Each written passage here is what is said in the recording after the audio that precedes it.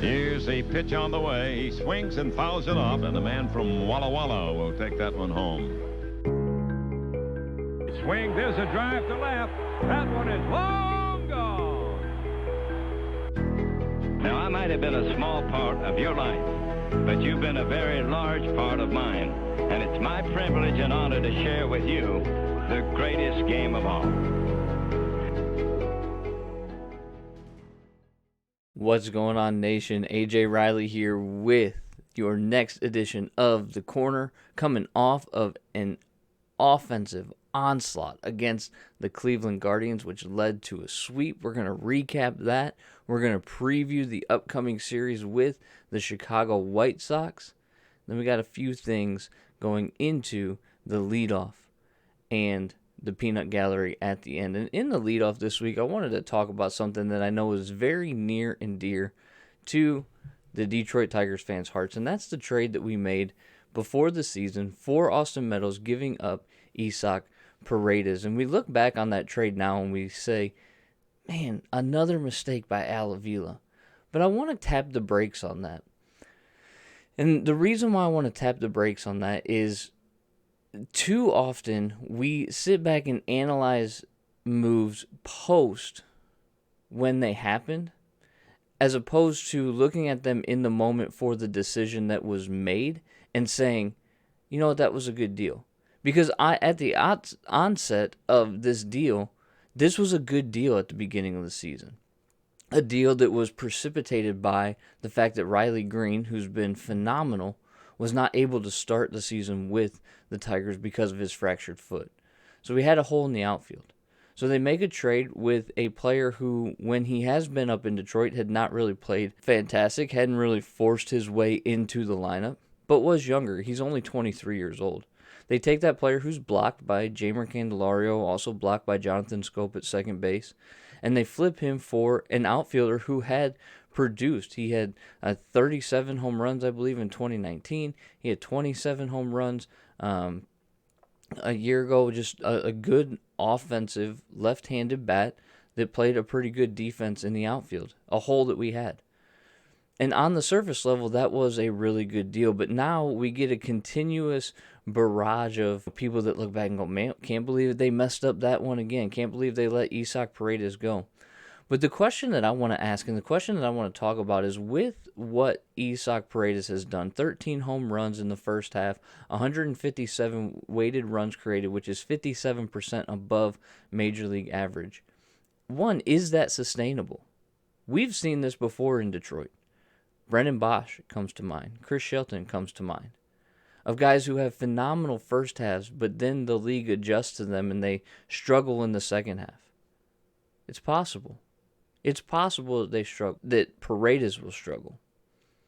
But the other question that I want to look at and I want to think about is, did Tampa Bay unlock something that the Detroit Tigers could not unlock in Esoc Paredes? AJ Hinch was asked this question. He said, I don't know. There was an article written by Detroit Sports Nation about the disturbing nature of that answer, that he doesn't know if Tampa Bay was able to unlock something that the Tigers couldn't see. And that doesn't fall on AJ Hinch. Tampa has been renowned for the way that they have developed players and flipped farm systems for contending players. But my big theory is that Esoc Paredes should probably still be a Tiger, because he just did not get enough run in Detroit. When this deal was made back in 2017, I believe it was, when they traded Alex Avila and Justin Wilson for Jeimer Candelario and Esoc, Paredes was actually the better of the prospects, the one with more upside, the higher ceiling. He's still only 23 years old. He still is coming into his own as a Major League Baseball player. Now, his profile, he profiles as a less than athletic player, which really hurts his ceiling. But he definitely has the tools and the skills to be a very good Major League player. And I think that Detroit may have given up on him too early. Again, I'm not going to sit here and say it was a bad deal, because on the surface, this was a deal that needed to be done. But a few weeks ago, I talked about what if Riley Green had been up from the beginning of the season? Would this season look a lot different? And I think that we could absolutely say yes, that it would. Because one, this deal's not made.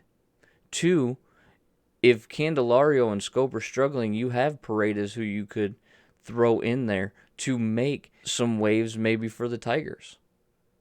So I don't know if it's necessarily a fact of Tampa Bay being able to just have this magic potion that unlocks so much of what these players are, but maybe there just wasn't enough run given to Esoc Paredes. At the end of the day, he's got to continue to do what he's done for the Rays for this to mean anything.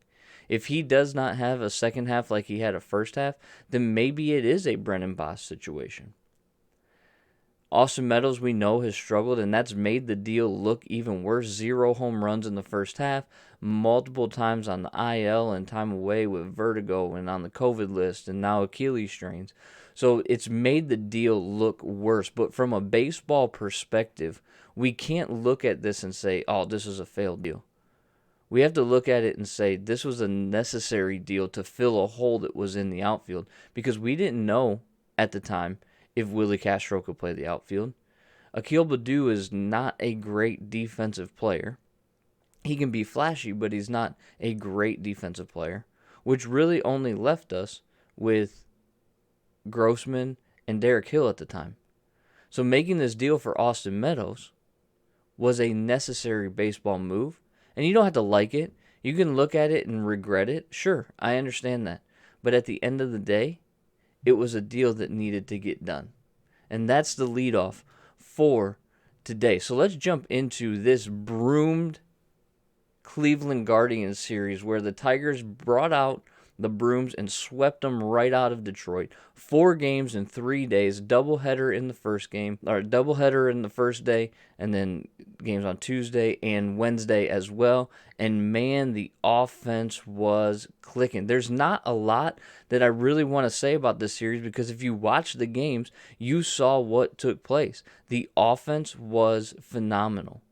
But what was even more phenomenal was Garrett Hill in his debut. His 6 innings, 2 hits, 1 earned run, 3 Ks, one of the best debuts in Detroit Tigers history. And it really came out of nowhere. I told you in the preview that I was just looking for him to get 4 or 5 innings. He went 6 and kept a decent Cleveland Guardians lineup at bay. The Tigers ended up winning that game 4-1. Then they came back in the nightcap and won 5-3. Faedo did leave that game early with a little bit of a hip injury, but they do expect him to make his next start. And then the floodgates opened. On Tuesday night, they just ran out there 11-4 and just set the tone. They really took this series, coming off of the horrible series that they had against the Royals. They really came out and did exactly what they needed to do. And then yesterday, on Wednesday, when they won 8-2, and you had Eric Haas hitting another home run, who is now tied for the lead in home runs on the team with 7, which is pathetic at this point. But Eric Haas doing what Eric Haas does. Cody Clemens also coming through with a home run in Game 4 to lead the Tigers to a sweep of the Cleveland Guardians and bringing their record to 34-47. 13 games below 500 and moving into a series that's going to be very pivotal. There's one thing that I want to say about this series with the Cleveland Guardians, and that is this.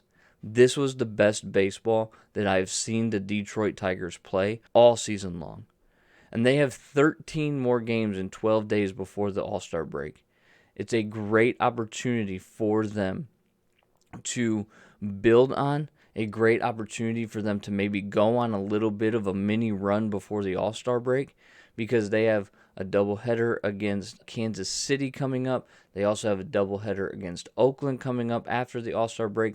So there's a lot of baseball that's going to be played in the next 2 weeks, and it's something that I think the Tigers can take what they did in this series against the Guardians and try to continue to recreate it, getting those timely hits, hitting with men in scoring position, putting up more than 1 run per inning, but multiple runs per inning, and really building and hopefully going on somewhat of a mini run. They think about their last 7 games, right? They lost They're 5-2 in their last 7. They lost the series to the Royals. We understand. We lit them up for that on the last episode of The Corner.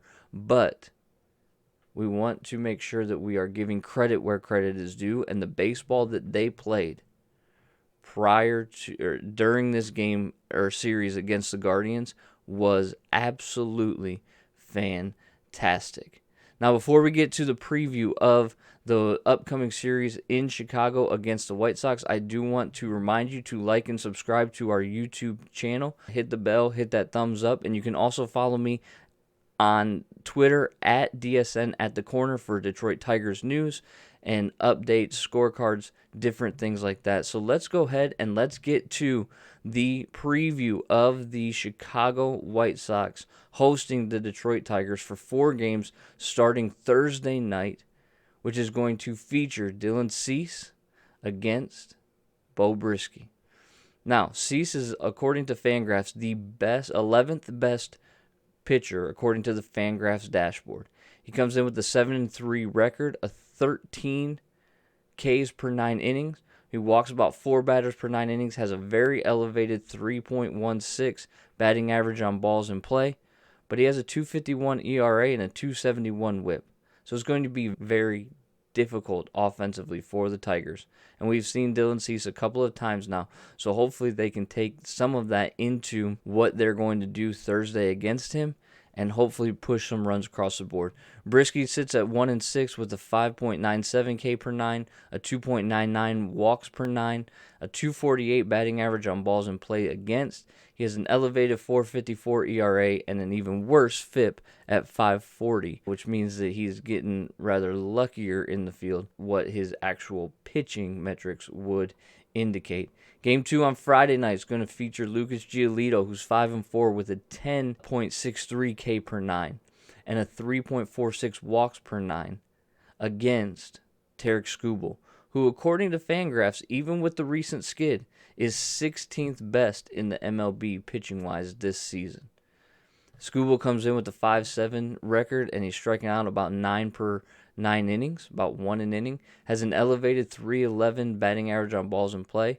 His ERA is elevated at 4.06, but his FIP is actually 3.47, which means he's pitching a lot better than the results would actually indicate. On Saturday, Johnny Cueto, who's 2-4, striking out about 7 per 9 innings, is going to be facing off against Garrett Hill again, who made his debut against the Guardians on Monday in Game 1 of that doubleheader, and we've already talked about what he did. 6 innings pitched, 2 hits, 1 earned run, and 3 Ks.